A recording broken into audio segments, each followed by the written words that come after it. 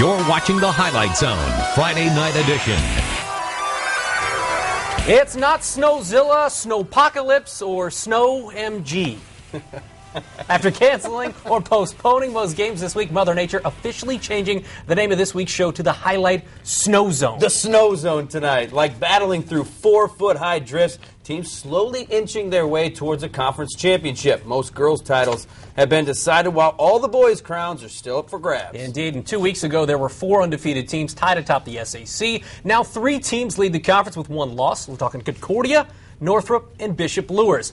Tonight, the Cadettes closing out conference play with Northside. Concordia looking for a 7th straight win. North, a little bit of struggles recently. Lost 4 of their last 5. Mark Rogers stepping out there from Ryan Gross. He pops a 3. Concordia up 5, 28-23. Andy Bachman to Jalen McGee for the nice little turnaround, but Concordia up by 3. Quillen Howard Upshaw, he had a nice night, 16 points.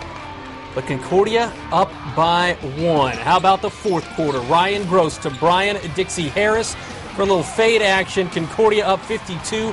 Jalen McGee passing into Bachman for the nice layup. The lead cut to 4 at 52-48. Ball gets passed around to Zach Tran. Had a big night, 16 points on the layup right there. Then it's Kasey adding all 6'7" of them. You know, he's not just a big guy. He can play on the outside as well. To the rack, he had 15. Leander Williams trying to keep the Redskins in it. He had 13 points, goes in here, makes the layup, draws the foul, but Mark Rogers would close this one out to Michael Starks for the nice break bucket, and Concordia, wow, they pick up a 10-point win, 68-58.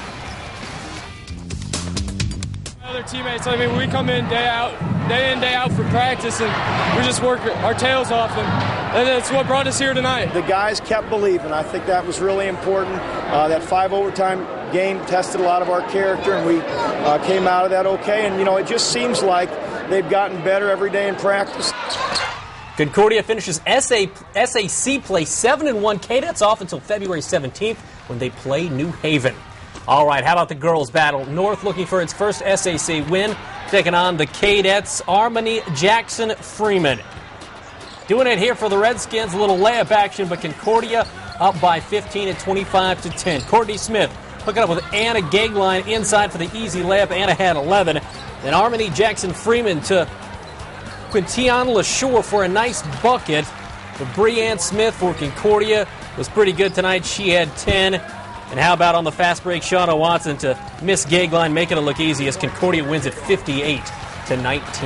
Doubleheader out at Luers. Let's start with the ladies with a win against Wayne. Luers would clinch their first SAC title since 2007. And the Knights build a big first-half lead. Miracle Woods inside for 2. Luers up 17 at the half. But Wayne makes a run in the third quarter. Imani Moore knocks down the jumper. Then it's Laisha Gorman spotting up for 3.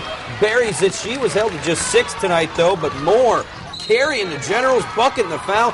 She had 21, cuts the lead to 8. But at the end of the third quarter, Hillary Watts bottom. She would have 17.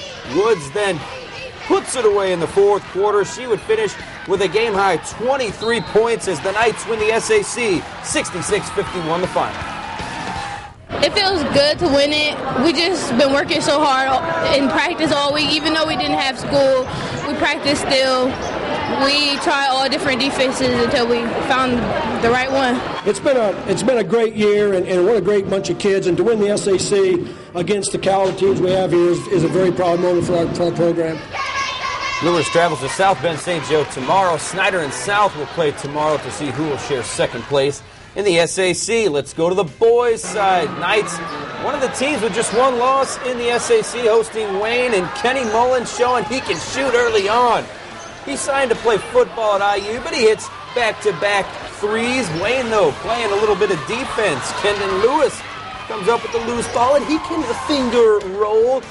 Then the General Xavier Brown, he becomes a one-man wrecking crew. Hits it inside, then the offensive rebound put back, and then check out this shot. I don't know how he got that to go in, but he hits the bucket and the foul. But Luers slowly crawls their way back into it. James Blackman Jr., he hits the jumper. Then Mullen on the drive, the bump, and the bucket, and one. Blackman Jr. then in the corner, spots up, drains the 3. This one goes down to the wire where Evan Blackman hits it at the buzzer as Luers win 69-67. They now take the lead in the SAC.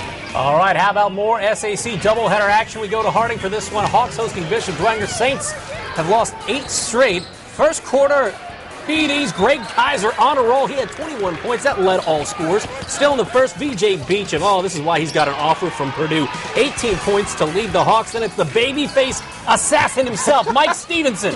Buries it. He had 13, but BD answering with the 3-ball. Mike Kindler stepping out, knocking it down, but Dominique Williams had himself a game. The 6'5 junior off the break here had 14 points. And Dwenger falls at Harding 63-53, your final. Well, Harding and Dwenger girls each closing out their regular seasons, and we pick this one up in the third quarter. Dwenger up by 5 at the half, and in the third, that's Erica Kamak with the triple, but BD's Ellie Christman says, well, I can do that too. 3 of her 14 right there. Then it's Harding's Tyreka Jackson, and unstoppable tonight, 16 points for her. We're tied at 39 after 3, but the fourth belonged to Bishop Dwenger. Chris Widner gets the and one. Dwenger would actually outscore Harding 26-7 in the fourth quarter to make this one look like a blowout. That's Olivia Fawcett.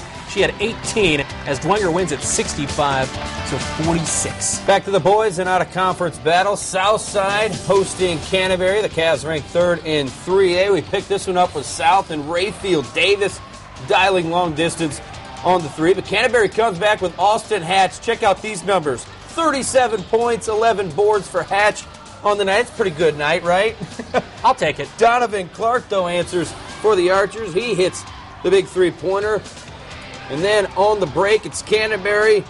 Michael Wiersma, nice, easy 2. Rayfield Davis would actually have 23 points for the Archers, but this one, Canterbury, 77-62. The final. Things are getting a little interesting in the SAC now. Very much so. Very interesting now because it's going to be a one-loss team that wins it, and right now Concordia finishes SAC play 7-1. Bishop Luers is 6-1, but they've still got to play Northside. The interesting thing about that is the win, or the loss, I should say, for Concordia is against Bishop Luers. You know, they don't like to split it. They like to have only one winner. That means if Bishop Luers wins against Northside in 3 weeks, Bishop Luers has the title. Because the big one tonight, Snyder beats Northrop 72-70, so Northrop essentially taken out of the race. So basically it's for the Knights to lose. So an interesting race there. Also, Mr. Matt Painter was at that Southside game. Word is, although he's got Rayfield Davis in the bag, he was very interested in seeing Austin Hatch and made a beeline for the locker room of Canterbury after the game. Of course, Hatch dropped in 37, so it doesn't hurt to do that in front of a Big Ten coach. Well, as we move on, we've successfully shoveled off the first layer of the snow zone, and after the break, we're breaking out the snowmobiles to make it outside the city. We're heading to Decatur, Ligonier, and Warsaw, plus the Homestead girls look to gain some respect at Leo after the break.